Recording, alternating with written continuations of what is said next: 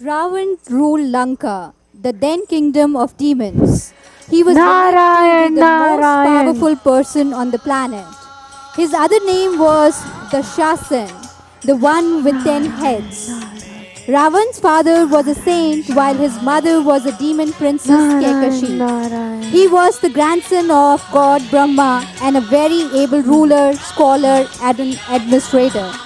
It was said that under Ravan's rule, no one would ever die of hunger in Lanka. He made Lanka the biggest trading port of ancient world. Ravan was also a great follower of god Shiva. He once performed a very difficult yagna to please god Shiva. In order to show his devotion, Ravan chopped off his own head 10 times. God Shiva was very pleased with Ravan's devotion and sacrifice and thus gave 10 wise heads to Ravan.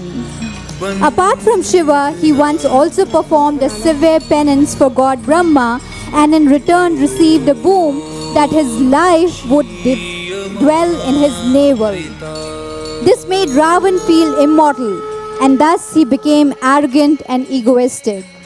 After Khar and Dushasan, Srupnaka's two mighty brothers were killed at the hands of Ram and Lakshman. Ravan, upon instigation from Srupnaka, decided to teach the three royals from Ayodhya a lesson. As a result, he started to spy on Ram, Lakshman, and Sita for a few days. Srupnaka told Ravan that Sita was often left alone in the hut when Ram and Lakshman went out to gather food. She also told Ravan that Sita is beautiful and is worthy of becoming his wife. After the incident with Srupnaka, the brothers were extra careful and did not leave Sita alone. Only one of them would go at a time. Ravan sought Marisha's help to overcome this obstacle. Marisha had magical abilities. He transforms himself into a golden deer and lures away the brothers. In the next scene, we will find out whether Ravan was successful in his attempt to harm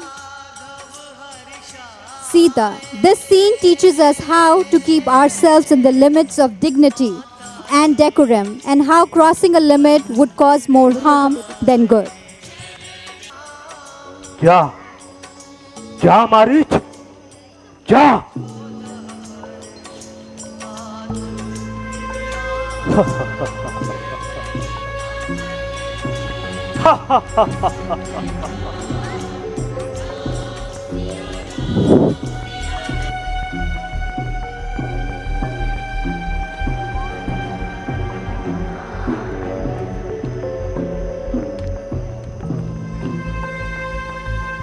हे रघुकुल भूषण, जरा देखिए कैसा मनमोहक हिरन है, कैसी प्यारी प्यारी आंखें हैं।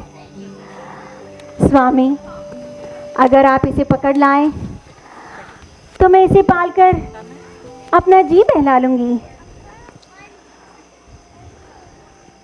इसे पकड़ना तो एक कठिन कार्य होगा। तो भगवान अपने धनुष बाण से जरा सी आहत पहुंचाकर ही पकड़ लीजिए। मगर सीते, यह मर्यादा क्या उल्लंघन होगा? हे राम, तुम धन्य हो। तनिक उस मृग के ओर ध्यान से देखो। वह मृग नहीं अपितु मायावी राक्षस मारीच है, जिसका उद्धार आपके बाण से ही होगा। यह तो वास्तव में राक्षस निकला। अब तो मुझे अपने क्षत्रिय होने के नाते इसका वध करके अपने कर्तव्य का पालन करना होगा। लक्ष्मण, अपनी भाभी का ख्याल रखना और उन्हें किसी भी सूरत में अकेला न छोड़ना। तो आज्ञा भैया, मुझे कुछ ठीक नहीं लग रहा। आप अपना भी ख्याल रखना भैया। अवश्य।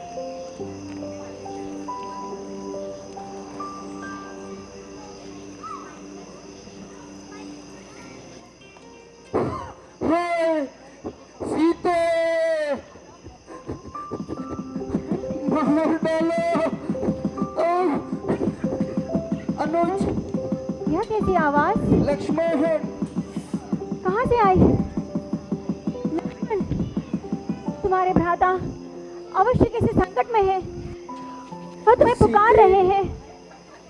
जाओ लक्ष्मण। लक्ष्मण माते, यह उनकी आवाज नहीं, किसकी मजाल है माता कि उनको दुख पहुंचाएगा। सूर्य जिस जगह प्रकाशित है वहाँ अंधेरा कैसे छाएगा। यह वन विशाल बेपयाल है, चारों ओर घनेरा है। माँ, तुम्हें अकेला छोड़ू मैं, यह कर्तव्य नहीं है मेरा। माता, अगर मुझे समझते हो तो आज्ञा मानो माता की। मैं तुम्हें आज्ञा देती हूँ, जाओ और सुन लो भ्राता की। माते, राक्षसों से युद्ध जारी है। ऐसे भय के समय में आपको अकेला छोड़कर भैया को क्या मुंह दिखलाऊंगा। अरे तू उल्टी सीधी बातें मत कर। तू यहाँ से जाना नहीं चाहता। मैंने तेरे मन का मनोभाव जान लिया है। नहीं नहीं माता, नहीं। ऐसा ऐसा कौन सा चिन्ह आपको मुझ में दिखाई दिया। माते, माता, पुत्र के प्रति ऐसी अशुद्ध शंका। तू अवश्य से विनाश की कामना कर रहा है और उसी विचार के कारण तू यहाँ से जाना नहीं चाहता। उधर जाना है नादानी, इधर रहना है ढिठाई। गया तो जग फसाई है और रहा तो बेहयाई है। अच्छा माता, मैं जाता हूँ, तुम सावधान होकर रहो। मैं रहा आज्ञा के भीतर, तुम रहो रेखा के भीतर।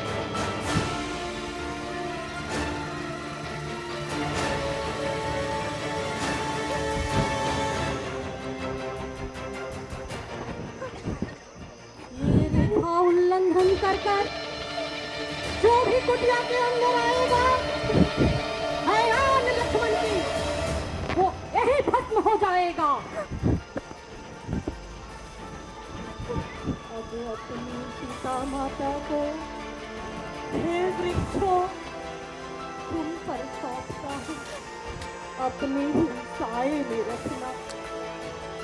नक्षत्रों तुम पर सौंपता हूँ, पक्षियों अब तुम ही रक्षक हो, तुम पर ही अपना घर सौंपा। हे पंचवटी, हे पर्णकुटी, माँ सीता को तुम पर सौंपा, तुम पर सौंपा।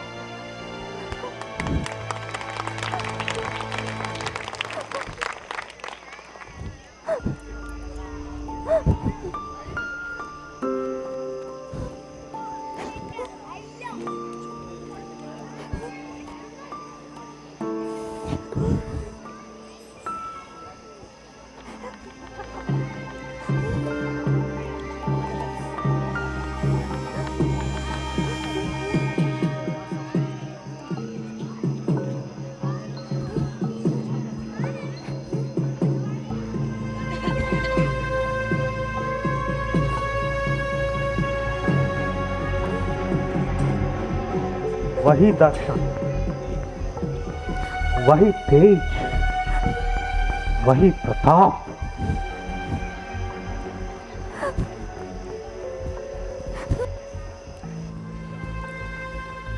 भिक्षाम देहि,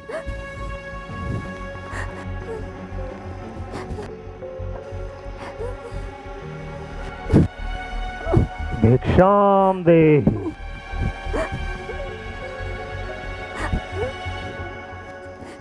भिक्षाम देहि।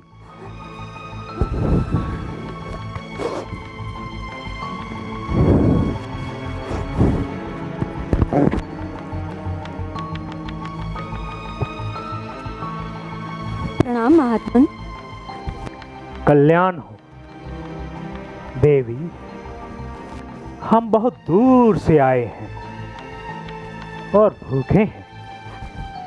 तुम्हारी इस कुटिया को देखकर इस आशा से आए हैं कि हमें कुछ खाने को मिल जाएगा।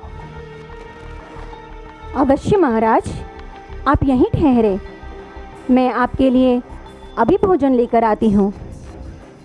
अच्छा मैया।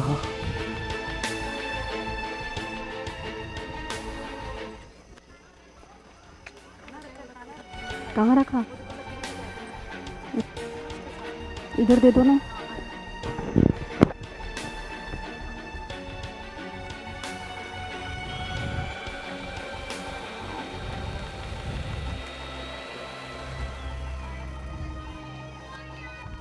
यह क्या? यह अग्नि की ज्वाला क्यों भड़की? शायद लक्ष्मण की कोई माया है।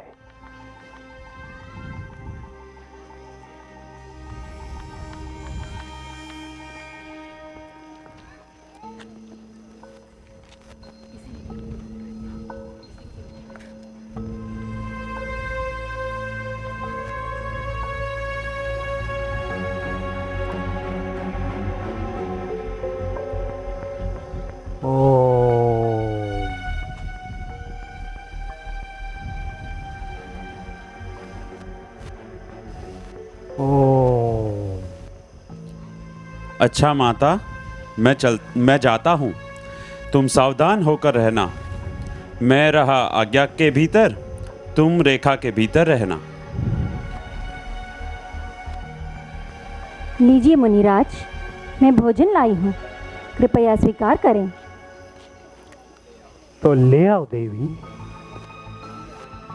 क्षमा करें महाराज, कृपया आप ही को यहाँ आना होगा। अब तो हमने आसन जमा लिया है। थकानवश बार बार उठा नहीं जाता। जो कुछ देना है यही ले आओ। महात्मन, मेरे देवर मेरी सुरक्षा के लिए यह रेखा बना गए हैं। मैं मर्यादा का उल्लंघन कर इस रेखा को नहीं पार कर सकती। देवी, तुम कोई आर्य कन्या नहीं लगती। द्वार पर आया हुआ अतिथि भगवान का रूप होता है और तुम हमारा तिरस्कार कर रही हो। नहीं अतिथि देवता, मुझे क्षमा करें, लेकिन मैं बस, बहुत हो चुका। हम कोई पशु पक्षी नहीं जो दूर से खाना दे रही हो। यह भी नहीं जानती कि द्वार पर आए हुए संत महात्मा को चरण छूकर भिक्षा दी जाती है। तुम हमें नहीं जानती, हम त्रिकालदर्शी हैं। मूर्ख स्त्री, हम तो यह भी देख रहे हैं कि इस समय तुम्हारा पति एक स्वर्ण मृग के पीछे घायल अवस्था में भागा चला जा रहा है। ठीक है, हम भूखे ही चले जाएंगे, परंतु इस अपमान के बदले हम तुम्हें श्राप देंगे। अपने तीखे सिंहों द्वारा तुम्हारे पति को। नहीं महाराज, मुझे क्षमा करें, मैंने आपकी शक्तियों को नहीं पहचाना। जाओ कन्या, हमने तुम्हें क्षमा कर दिया। हम तुम जैसी सुंदरी के अश्रु नहीं देख सकते। सुंदरी, तुम और इस अवस्था में, हाय, यह कैसा दुर्देव है। जिस कांचन खाया को देख देवता भी लालायित हो जाएं, उसे तो महलों में होना चाहिए था। ऐसे नारी रत्न को तो किसी त्रिलोकी के राजा की पत्नी होना चाहिए था। ये कैसे शब्द? मेरे लिए तो मेरे पति ही त्रिलोकी के राजा हैं। मेरे पति से बढ़कर कोई हो सकता है क्या? अवश्य हो सकता है, हम बताते हैं। क्या?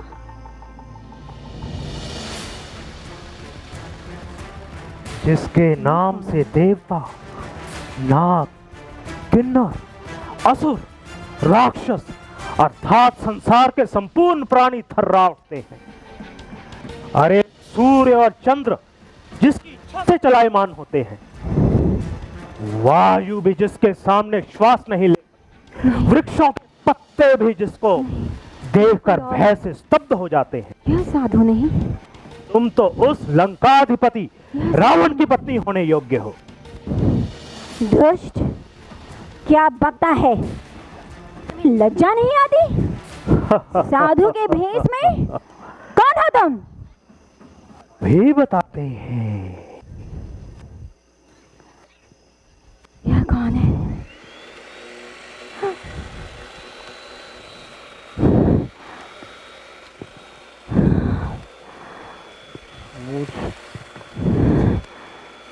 ये क्या हो रहा है?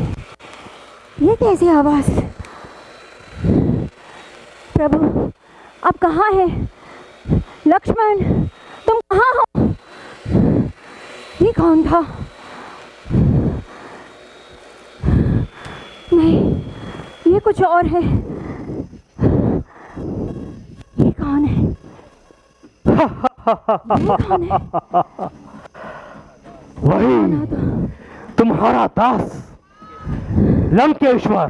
नहीं, लंके रावण। रावण नहीं, नहीं, धूर्त, हाँ। भी यहाँ से चला जा, वरना मेरे पति तुम्हारे कुल का सर्वनाश कर देंगे। चला जा यहाँ से। अब तुम्हें रावण के हाथों से कोई नहीं बचा सकता। सीते, हमें तुम्हारी कामना ने इतना आतुर कर दिया है कि स्वयं रावण तुम्हारे द्वार पर भिक्षा मांगने चला आया। चलो, मेरे साथ चलो। नहीं, आज तुम्हारा भाग्य उदय हो गया। मैं तुम्हारे कल से साथ नहीं आऊंगी। तुम हमारे राजमहल में प्रभु, रानी बनकर रहोगी। मुझे नहीं, प्रभु मेरी रक्षा करें। प्रभु आप कहाँ हैं? चलो, मेरे साथ चलो। चलो, चलो, चलो सीते, चलो, चलो, नहीं, मैं नहीं आऊंगी। चलो। अब तुम्हें कोई नहीं बचा सकता, कोई नहीं बचा सकता।